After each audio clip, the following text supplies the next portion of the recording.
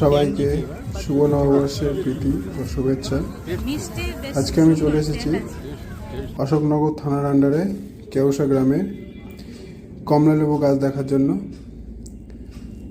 খুব সুন্দর বাগান, অনেক বিঘা জমি নিয়ে বাগানটি তৈরি করা, শুধু কমলালেবু আর কমলালেবু। এই কমলালেবুটা হচ্ছে ক্যান্ডি ফ্লেভার,